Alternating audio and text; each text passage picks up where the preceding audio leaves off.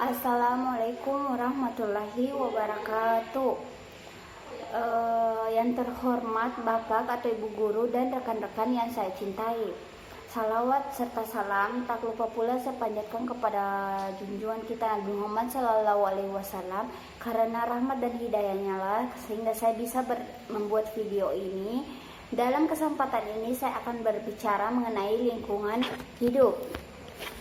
Rekan-rekan semuanya, sudah kita ketahui bahwa di era saat ini sudah tidak bisa disanggah lagi bahwa segala aktivitas yang dilakukan masyarakat modern sangat ketergantungan kepada ketersediaan energi.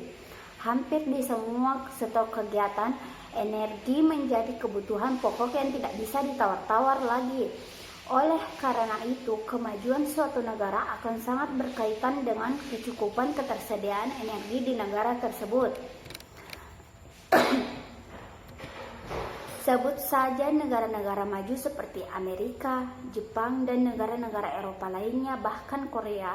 Ketersediaan energi di negara-negara tersebut sangat memadai untuk melakukan kegiatan di berbagai bidang, yang dimana bidang ini diandalkan untuk pembangunan bangsa dan negaranya.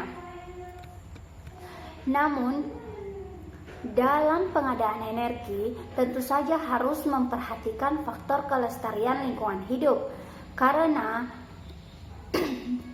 lingkungan tempat hidup ini bernaung tidak kalah pentingnya dari kebutuhan hidup lainnya. Merusak lingkungan hidup sama saja dengan kita mencelakakan diri sendiri. Lingkungan hidup suatu negara akan sangat berkaitan dengan negara lain karena kita tinggal di bumi yang sama. Sebab itu pula setiap negara sangat berkewajiban untuk bersungguh-sungguh memperhatikan dan mencegah hal-hal yang bisa menjadi penyebab kerusakan lingkungan hidup. Dampak kerusakan lingkungan hidup tidak seperti pemanasan global saat ini sudah mulai dirasakan di berbagai belahan bumi ini, seperti terjadinya peningkatan suhu permukaan bumi, air laut naik yang bisa menenggelamkan pulau-pulau kecil dan daratan di sekitar pantai. Terjadinya perubahan iklim yang kini sudah terjadi di beberapa negara termasuk di negeri ini karena lingkungan hidup, tempat wisata dan makhluk hidup lainnya tercemar. Bahkan menurut sumber-sumber yang bisa dipercaya, keganasan topan yang akhir-akhir ini suka melanda salah satu bagian di daratan negara Amerika diprediksi oleh para ahli sebagai efek dari pemanasan global. Ancaman lain yang tidak kalah bahayanya bagi kehidupan manusia adalah terjadinya hujan asam. Di Indonesia sendiri, memasuki tahun 2006 telah terjadi angin badai di beberapa perairan yang mengakibatkan banjir di daerah sekitar pantai hingga berhari-hari. Akibatnya, nelayan tidak dapat turun ke laut untuk mencari ikan sehingga mereka mengalami masa-masa paceklik. Belum lagi lebatnya curah hujan mengakibatkan banjir, tanah longsor di beberapa daerah. Kejadian-kejadian ini tentu masih punya ikatan dengan pemanasan global akibat kerusakan lingkungan hidup. Kalau penyebab kerusakan global ini tidak ditanggulangi untuk ditekan sekecil mungkin, tentu saja kerusakan lingkungan yang terjadi ini akan semakin parah yang akibatnya juga akan merugikan semua makhluk hidup termasuk kita sendiri. Penyumbang terbesar kerusakan lingkungan hidup secara menyeluruh adalah polusi yang ditimbulkan oleh pembakaran bahan bakar fosil seperti batu bara, bahan bakar minyak, dan gas alam secara besar-besaran. Dari pembakaran itu berakibat terjadinya emisi rumah kaca sebagai pemanasan global. Masalah lingkungan hidup memang bukan persoalan salah satu negara saja, tetapi sudah menjadi tanggung jawab seluruh bangsa dan negara.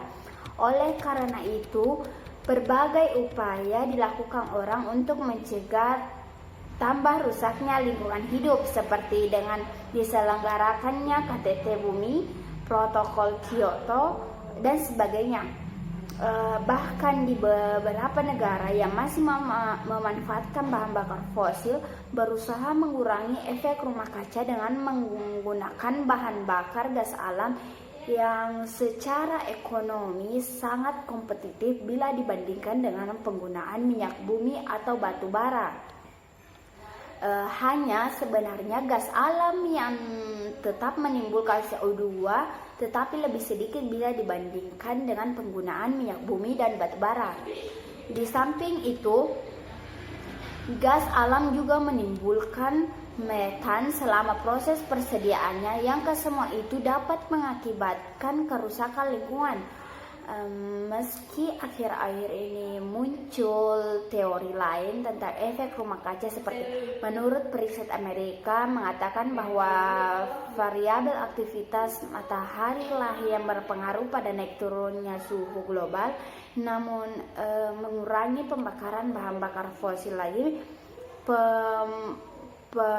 pemenuhan kebutuhan energi tentu mempunyai manfaat yang besar, paling tidak sebagai langkah penghematan cadangan sumber daya alam yang dapat dipergunakan untuk anak cucu kita nanti.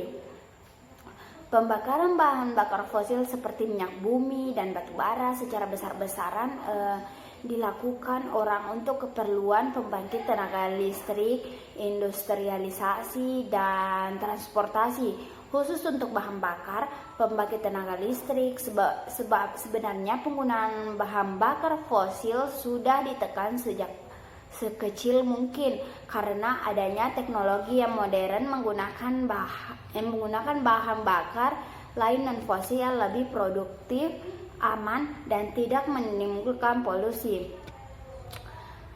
Di samping itu, bahan bakar fosil seperti bahan bakar minyak harganya cenderung meningkat, persediaannya juga sangat terbatas. Orang tidak mungkin harus ketergantungan terus-menerus kepada bahan bakar minyak karena suatu cadangan akan habis.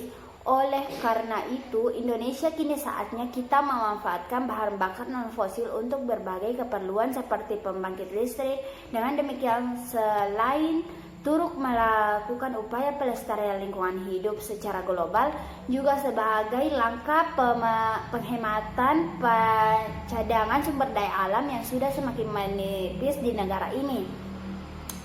Rekan-rekan semuanya, oleh karena itu saya mengajak marilah kita sama-sama menjaga lingkungan, menjaga kelestarian lingkungan. Jangan sekali-kali kita merusak dan mencemari lingkungan sekolah kita, rumah kita, dan pokoknya lingkungan di sekitar kita. Karena di sekeliling kita mungkin tersimpan banyak energi yang bisa dimanfaatkan oleh kita dalam berbagai aspek kehidupan. Apakah itu air bersih, udara bersih, tanaman, obat-obatan, dan sebagainya. Kalau sampai lingkungan kita rusak, maka sedikit demi sedikit energi itu akan hilang, bahkan punah. Sekali lagi, mari kita jaga kelestarian lingkungan hidup kita. Baik, sekian dari saya. Mohon maaf jika ada salah-salah kata. Wassalamualaikum warahmatullahi wabarakatuh.